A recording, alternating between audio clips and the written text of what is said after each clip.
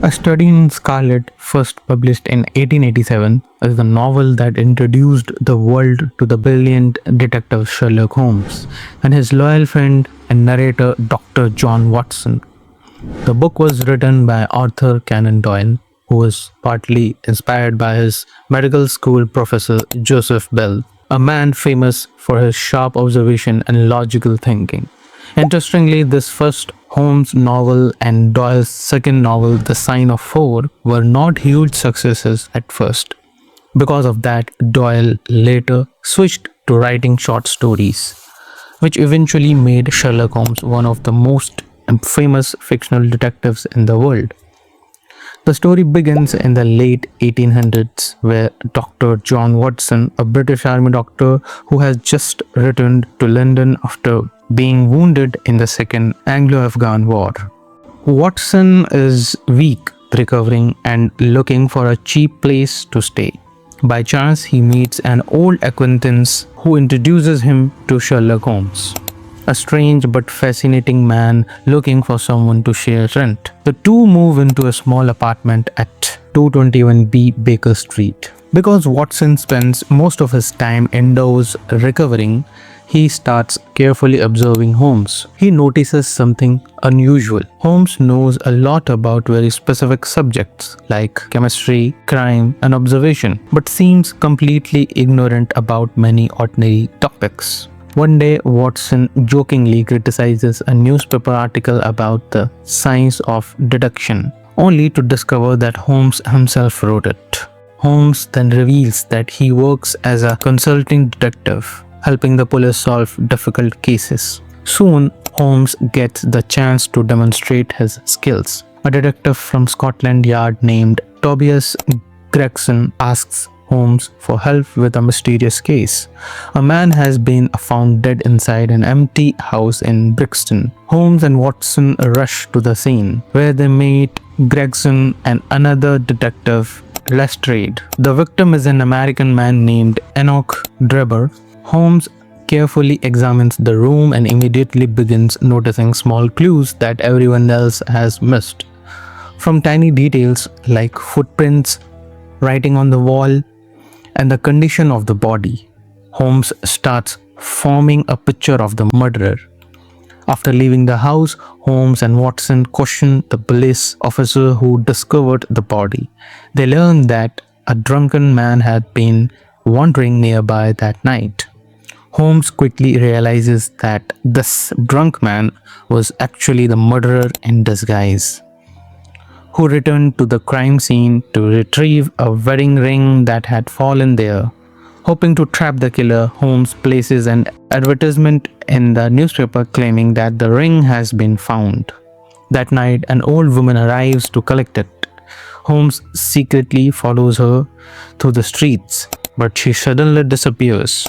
Holmes later reveals to Watson that the old woman was actually a young man cleverly disguised. Meanwhile, the case becomes more complicated. Newspapers report that Drebber had been traveling with his secretary, Joseph Stangerson, who has also gone missing. Soon, Gregson arrives proudly announcing that he has solved the case and arrested a suspect, the son of the landlady where Drebber was staying. According to Gregson, Drebber had behaved badly toward the landlady's daughter and the son followed him in anger. To Gregson, this clearly proves the young man committed the murder.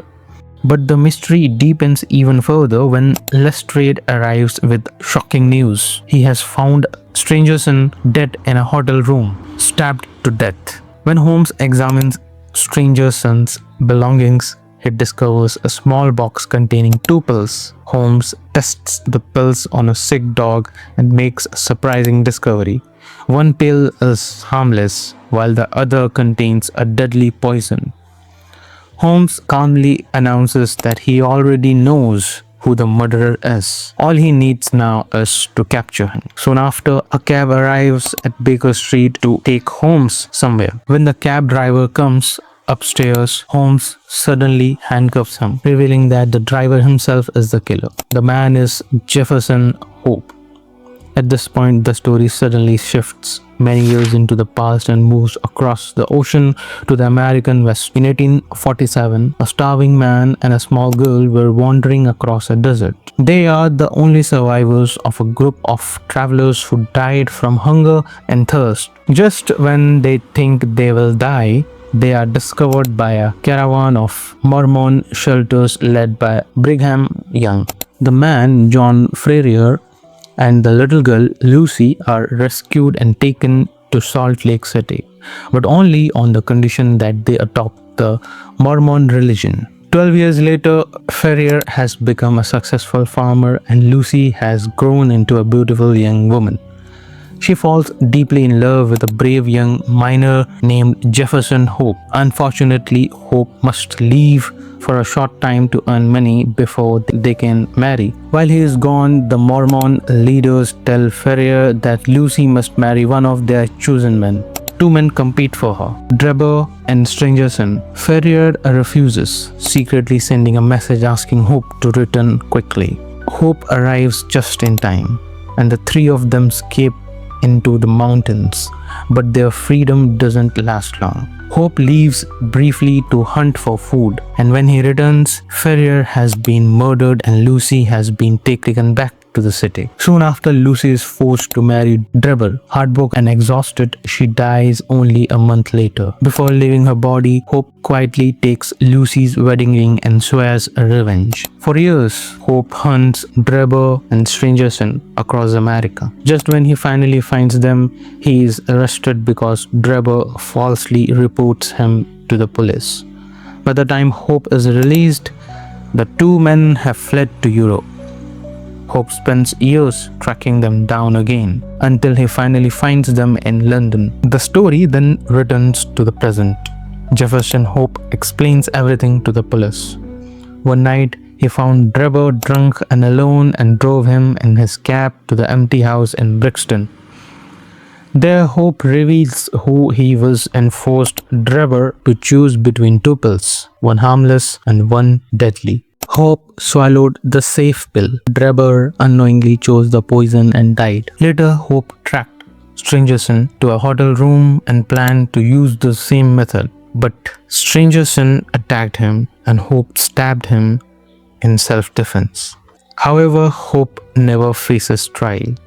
Shortly after confessing his story, he dies in prison from a burst aneurysm. Later, Holmes explains to Watson exactly how he used logic and observation to solve the case. Watson is amazed and suggests Holmes should publish the story. But when they read the newspapers, Holmes receives no credit. Instead, the police detectives Gregerson and Lestrade are praised for solving the crime. And that's how the first Sherlock Holmes mystery ends, introducing the world to a detective whose brilliant mind would go on to solve many more unforgettable cases.